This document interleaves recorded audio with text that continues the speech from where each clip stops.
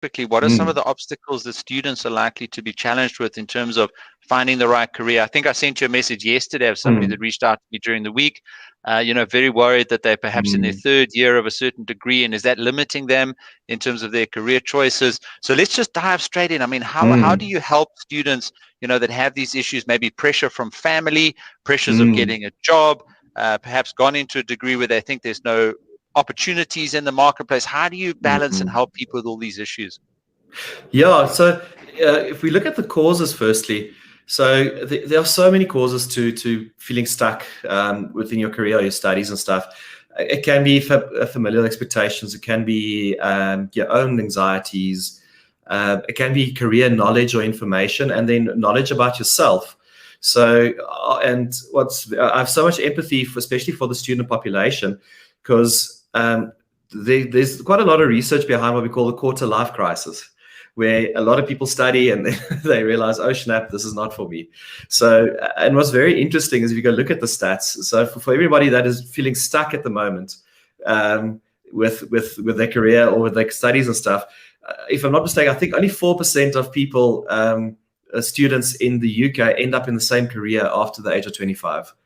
So, and in America, it's 20%. So it is normal to feel stuck, firstly, and it is normal to not knowing what you want to do. There's another reason for that is biologically, your brain ends its second growth spurt only at the age of 25.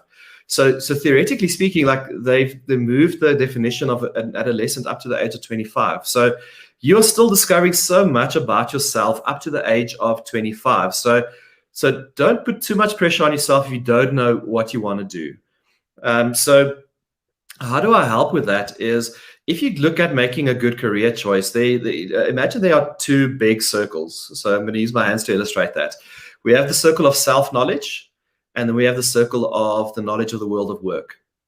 And what often happens, the reason why people might feel stuck is they have enough knowledge of the world of work, but they don't have enough knowledge of themselves, and then these two don't overlap. And that's where that gap and that distance happens. So what we need to do often is increase the self-knowledge or increase the career knowledge. And hopefully we can get an overlap where we can say, okay, this is the next step for you to take.